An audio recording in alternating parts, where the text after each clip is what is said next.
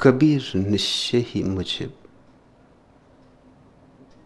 अति प्रिय है।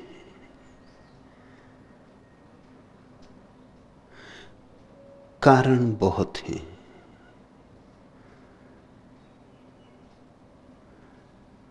बुद्ध से मुझे बहुत लगाव, लेकिन बुद्ध राजमहल के एक उपवन है। सुंदर फूल खिले हैं, बड़ी सजावट है बगिया में, बड़ी रौनक है, परिष्कार है। लेकिन जंगल की जो सहजता है, स्वाभाविकता है, उसका अभाव है। बुद्ध अगर उपवन है तो कबीर जंगल है। जंगल का अपना सौंदर्य है, अछूता, कुंवारा, न तो मालियों ने संवारा है, न शिक्षा है, न संस्कार है, न ज्ञान है, और फिर भी परम प्रकाश का अनुभव हुआ है। शिक्षित परिष्कृत व्यक्ति को जब परम प्रकाश का अनुभव होता है तो स्वभावतः उसकी अभिव्यक्ति जटिल होगी, दुरूह होगी। चाहे या न चाहे वह, उसकी अभिव्यक्ति में सिद्धांत की छाया होगी। उसकी अभिव्यक्ति अनगढ़ नहीं हो सकती। कबीर की अभिव्यक्ति अनगढ़ है। ऐसा हीरा जो अभी अभी खान से निकला, जौहरी के हाथ ही नहीं पड़ा, न छेनी लगी, न पहलू उभरे, वैसा ही है जैसा परमात्मा ने बनाया था। आदमी ने अभी अपने हस्ताक्षर नहीं किए। इसलिए दूर हिमालय के पहाड़ों पर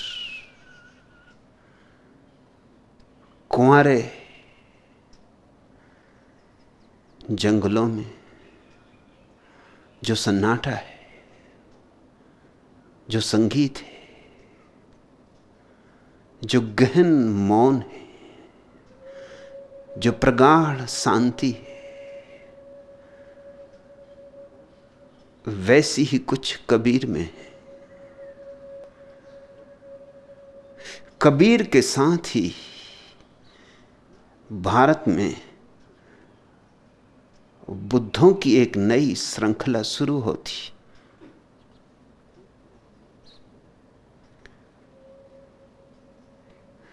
नानक, रैदास, फरीद, मीरा, सहजो, दया, ये एक अलग ही श्रृंखला है। बुद्ध, महावीर, कृष्ण, ये एक अलग ही श्रृंखला है। बुद्ध, महावीर और कृष्ण राजमहलों के गीत हैं। कबीर, नानक, फरीद झोंपड़ों में बजी वीणा है। राजमहल में गीत का पैदा हो जाना बहुत आसान, न हो तो आश्चर्य, हो तो कोई आश्चर्य नहीं। राजमहलों में जो रहा है ऊब ही जाएगा। राजमहलों में जो जिया है, जगत से उसकी आसक्ति टूट ही जाएगी। लाख संभालना चाहे, बचाना चाहे, बहुत मुश्किल है बचाना। निर्धन को धन में आशा होती, लगता है मिल जाएगा धन तो सब मिल जाएगा, फिर पाने को कुछ और क्या। लेकिन जिसको सब मिला है, उसकी आशा के लिए कोई आकाश नहीं बचता। उसके हाथ तो सिर्फ निराशा रह जाती, हताशा रह जाती। बुद्ध के पास सब था, कबीर के पास कुछ भी नहीं। बुद्ध के पास क्या नहीं था, कबीर के पास क्या था। इसलिए बुद्ध अगर संसार की आपाधापी से छूट गए, ये दौड़ अगर व्यर्थ हो गई, तो नहीं कोई आश्चर्य। राजमहलों में रह के भी अगर कोई संन्यास्त न हो तो महामूढ़ होगा, मंदबुद्धि होगा। सिर्फ इसका सबूत देगा। झोंपड़ों में रह के भी कबीर तो जुलाहे थे। आज कमाया आज खाया, कल कमाएंगे तो कल खाएंगे। इतना भी नहीं था पास कि कल के लिए भी निश्चिंत बैठ सके। ऐसी गरीबी में भी जो देख सका संसार की व्यर्थता को, उसके पास महान प्रज्ञा होनी चाहिए। बुद्ध देख सके तो ठीक, महावीर देख सके तो ठीक, लेकिन कबीर देख सके तो बात अनहोनी है। जैसा मैंने कहा कि महलों में सिर्फ बुद्धू ही उलझे रह सकते, वैसे ही यह भी स्मरण रखना है कि झोपड़ों में केवल अति प्रज्ञावान ही बुद्धत्व को उपलब्ध हो सकते हैं। इसलिए कबीर से स्वभावतः मेरा लगाव गहरा हो जाता है। और चूंकि कबीर अनगढ़ हैं, उनकी वाणी में एक चोट है।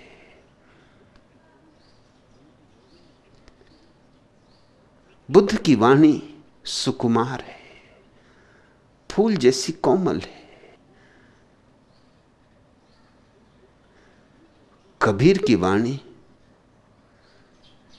यूं पड़ती जैसे किसी ने चट्टान सिर पर गिरा दी हो। कबीरा खड़ा बाजार में लिए लुकाठी हाथ, लठ लिए हाथ में खड़े। कबीरा खड़ा बाजार में लिए लुकाठी हाथ। घर बारे जो आपना चले हमारे साथ। हो हिम्मत घर को जला डालने की, राख कर देने की, तो आओ हो लो हमारे साथ।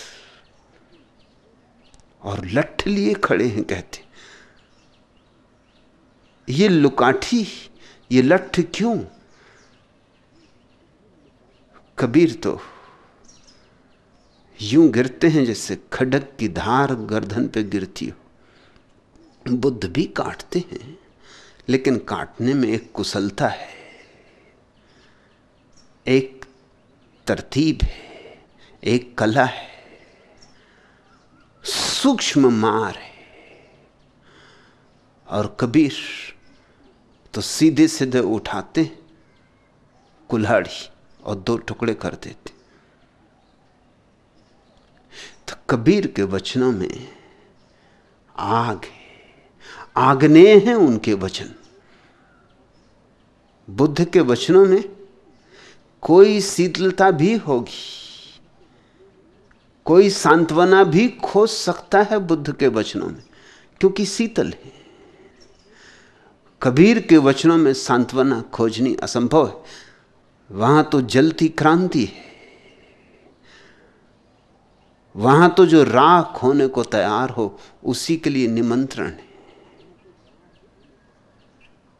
फिर चूंकि बुद्ध की सारी दीक्षा, सारी शिक्षा तर्क की थी, एक राजकुमार की तरह उन्हें शिक्षित दीक्षित किया गया था, इसलिए जब वे बोलते हैं तो उनकी अभिव्यक्ति में तर्क का आधार है,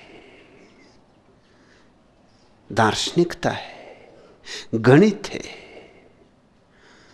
लेकिन कबीर बेबूझ, पहेली, उलटबांसी, तर्क का उन्हें कुछ पता ही नहीं, संगति का उन्हें कुछ हिसाब ही नहीं। चूंकि संगति बिठाने का उन्हें कुछ पता ही नहीं है, इसलिए सत्य उनमें जिस परिपूर्णता से प्रकट हुआ है वैसा बुद्ध में नहीं हो सकता। बुद्ध में तो सत्य कट छट के आएगा,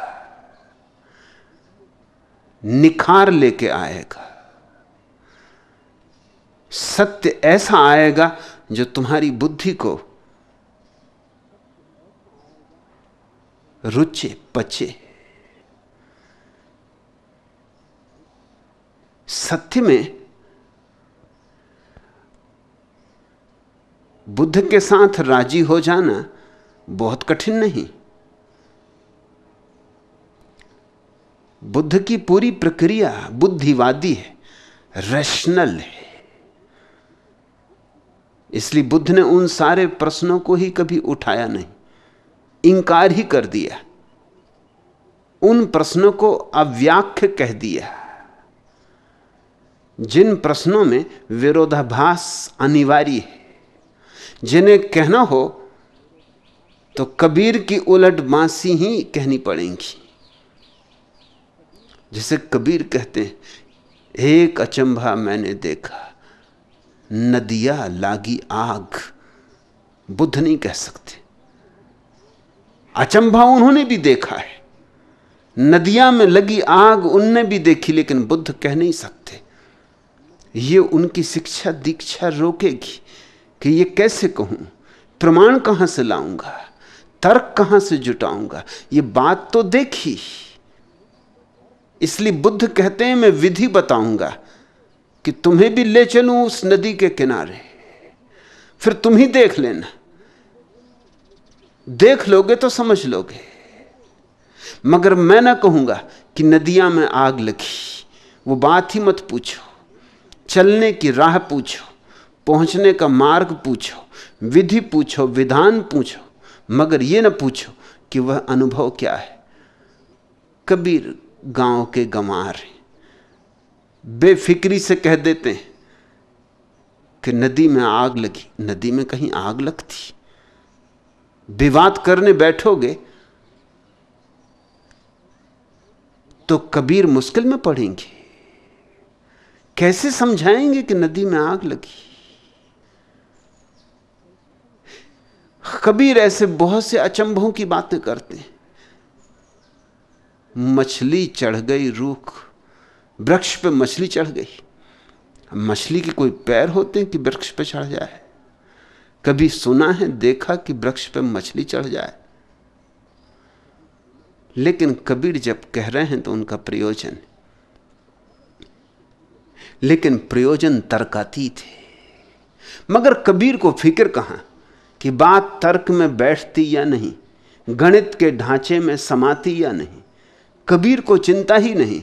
कबीर को कोई ऐसी शिक्षा दीक्षा नहीं मिली जिसमें ढांचे में बिठालना हो। चौखटों में तर्क के बिठालने का उनको कोई स्मरण ही नहीं। अभी अभी पश्चिम के कुछ चित्रकारों ने अपनी कलाकृतियों में फ्रेम लगाना, चौखट लगाना बंद कर दिया है। पूछे जाने पर उन चित्रकारों ने कहा कि जगत में किसी चीज पर कोई फ्रेम तो होती नहीं। जैसे तुमने एक सूर्यास्त का चित्र बनाया,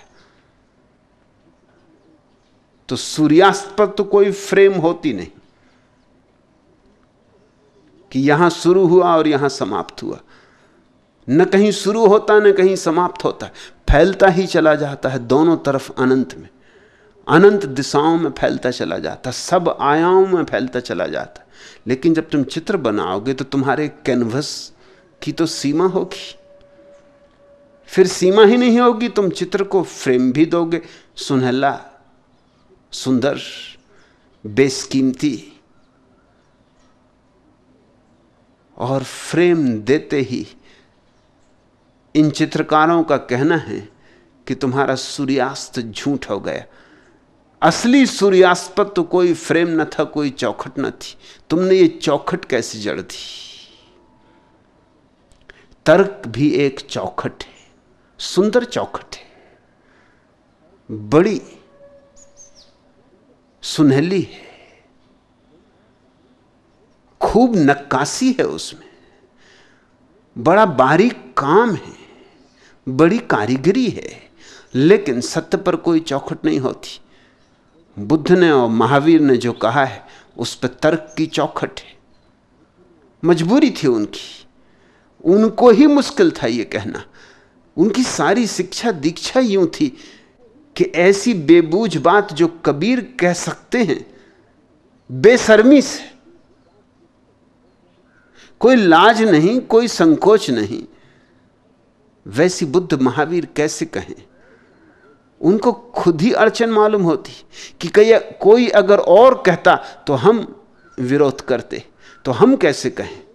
देखा तो उन्होंने भी है सूर्यास्त जिस पे कोई सीमा नहीं, देखा तो उन्होंने भी असीम को है, अनंत को है, जिसमें सारी असंगतियां तिरोहित हो जाती और सारे विरोध लीन हो जाते। लेकिन जब कहा है तो बड़े तर्क से समारे ढंग से कहा है। इसलिए स्वभावतः बुद्ध के पास विचारशील चिंतकों का समूह इकट्ठा हुआ, पंडित इकट्ठे हुए, ज्ञानी इकट्ठे हुए, दार्शनिक इकट्ठे हुए। जितने दार्शनिकों को बुद्ध ने प्रभावित किया, संभवतः किसी व्यक्ति ने कभी प्रभावित नहीं किया। दुनिया में दर्शन शास्त्र की जितनी शाखाएं प्रशाखाएं पैदा हुई, वे सभी शाखा प्रशाखाएं, वे सभी अंग उपांग अकेले बुद्ध की धारा में भी पैदा हुए। अगर बुद्ध के दर्शन की पूरी गंगा को कोई समझ ले तो इस दुनिया में कहीं भी किसी भी तरह का कोई दर्शन पैदा हुआ हो वो उसकी समझ में आ जाएगा। एक तरफ सारी दुनिया का दर्शन शास्त्र और एक तरफ बुद्ध की अकेली गंगा, दोनों समतौल हो जाते। फायदा भी हुआ बुद्ध को यूं कि दार्शनिक इकट्ठे हुए और दार्शनिक निखार देते चले गए, लेकिन बात जितनी निखरी उतनी हवाई हो गई, उतनी वास्तविक न रह गई, उतनी शाब्दिक हो गई। ये नुकसान भी हुआ, हर लाभ के साथ नुकसान जोड़े। बुद्ध की बड़ी छाप पड़ी, सारा एशिया बुद्ध से प्रभावित हुआ। कबीर के पास कौन इकट्ठा हुआ? न कोई दार्शनिक आए, न कोई चिंतक आए, न कोई विचारक आए। उनको तो बात जची ही नहीं, उनको बात जचती कैसे? कबीर के पास कोई तर्क तो थे नहीं। अब कबीर लाख कहें कि मैंने अपनी आंख से देखा है कि नदी में आग लगी, मगर कौन मानेगा? ये लोग कहेंगे पागल हो। हां, लेकिन दीवाने इकट्ठे हुए तो नुकसान एक हुआ कि दार्शनिक ना आए, चिंतक ना आए, विचारक ना आए, पंडित ना आए, लेकिन लंबे अरसे में यही नुकसान लाभ का सिद्ध हुआ। दीवाने आए, मस्ताने आए, परवाने आए, होश गंवाने आए, एक और ही तरह के लोगों की जमात बैठी। तो कबीर के वचनों में एक अखंडता है, एक परिपूर्णता है। लेकिन जब भी किसी चीज में परिपूर्णता होगी तो उसे तर्क के पार जाना पड़ेगा, उसे तर्क की चौखट को पीछे छोड़ना ही छोड़ना पड़ेगा। इसलिए कबीर से मुझे प्रेम है। और कबीर ने फिर एक नई धारा को जन्म दिया, उजड संतों की धारा।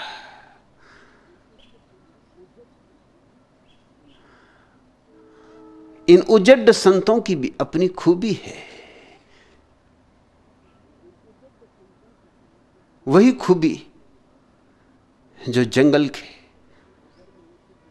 सन्नाटे में होती, कि सागर में उठे तूफान में होती, कि पहाड़ पर लग गई आग में होती। वही कुंवारापन, वही अलमस्ती, वही खुमारी।